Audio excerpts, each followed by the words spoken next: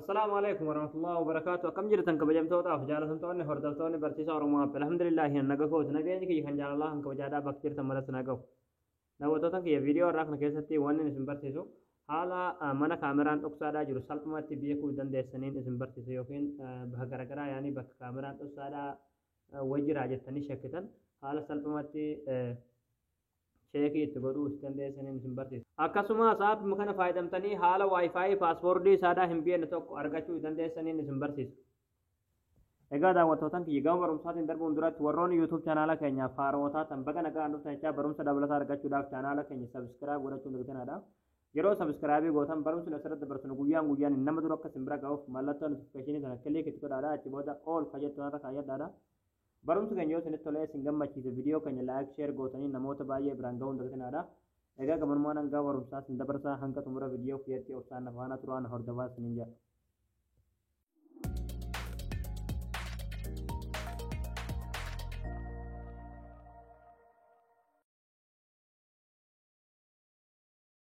Hayya daawwattootaan kiyyaa aappiin salphumatti mana kaameraan dhoksaadhaa jiru yookiin bakka kaameraan dhoksaadhaa jira jettanii yaadan tokko salphumatti cheekii isiniif godhu yookiin ittiin beektan jechuudha. Pilaastoorii keessaa kan daawunloodii godhatanii pilaastoorii keessaa argatanii bakka sartii kadhate jechuudha goo kiliin jettanii barreessanii inni kan osoo kana egaa nan buufadhe waan akka buusuun irraan eegamu inni buufattanii ooppiin kilikni gootanii achi booda eeyyaman kan siitiin kayyoo kilik yes agrii kana kilikni gootu. Achi booda close ni gootu. Achi booda settings ka jawana click ni gootu. Achi booda as keessa eeyyama kan taniif ni kana halluu gootu jechuudha. Click gootanitti right kana bantu. Haala kanaan of duuba deebitanii. Achi booda haala kanaan aappiin isiniif banama jechuudha. Aappiin kun waa hedduudha of keessaa qaba. Achi booda yeroo haala kanaan isiniif baname amma haalli kaameraan dhoksaadhaa jiru yookiin mana kaameraan dhoksaadhaa jiru cheek itti gootan yookiin bakka kaameraan ni jira yookiin wanti kun kaameraa jettanii shakkitan haalli cheek itti gootan jechuudha. Salphumatti headin kaameraa kajoon jira irratti kilikni gootu. Achi booda haala kanaan kaameraa isiniif bana yeroo haala kanaan kaameraa isiniif bane yoo kifilii isin keessa jirtan san keessa kaameraan jiraate jechuudha. Wanni kun ni iyya jechuudha akka malee iyya jechuudha isin galee sagalee dhaan iyya jechuudha. Yoommoo kifiliin isin itti shakkitan sun ifaa qabaatu dhaballee dukkana qabaate jechuudha.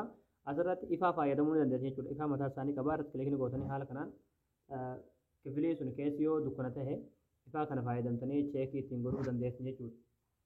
Isin galuu jirame. Itti aansuudhaan yoo waan tokko kaameraadha wanti kun jettanii irraa wallaaltanii shakkitan jechuudha. Cheekii ittiin godhuu dandeessu jechuudha. Isin galee gara waan shakkitanii sana achi qabdanii cheekii ittiin godhuu dandeessu jechuudha. Haala kanaan salphumatti bakka kaameraan jiru yookiin mana kaameraan dhoksaadhaa jiru yookiin bakka kaameraan jira jettanii shakkitan tokko salphumatti beekuu dandeessanii jechuudha. Itti aansuudhaan asirratti bakka my wifi yookaan kilikni gootanii paaspoortii wifi hin beekne tokko argachuudhaaf jechuudha. Achi booda asirratti halluu information kajoon kilikni gootanii eeyyamanii kan taniif achi booda halluu ni gootu. Achi booda haala kanaan isiniif qoxaruu eegala yookiin lakkaa'uu eegala. Achi booda wifiin banaan tokko yoo dhiyeenya keessan jiraate isiniif fite jechuudha isin galee haala saniin paaspoortii isaadhaa irraa koonnektii godhuu dandeessu jechuudha aappii kana fayyadamuudha. Yaani aappiin kun waa lama isin fayyada jechuudha. Kaameraa cheek ittiin godhuuf isin fayyada wifi paaspoortii wifiitiif illee isin fayyada jechuudha. Waan dhiyeenya keessan jiru tokko barbaadee koonnektii isiniif godhaa jechuudha. Isin galee. Egaa daawwattootaan kiyyaa isin eegala jechuun abdii qabaa barnoonni keenya kanarraa asirratti raawwataa barumsa dabalataa argachuudhaaf viidiyoo keenya namni baay'een argee kan raafaati laayik sheer gootanii namoota baay'ee biraan ga'uun dabsinaadha. Barumsa birootiin haga walitti deebinutti waan hordoftaniif galatooma.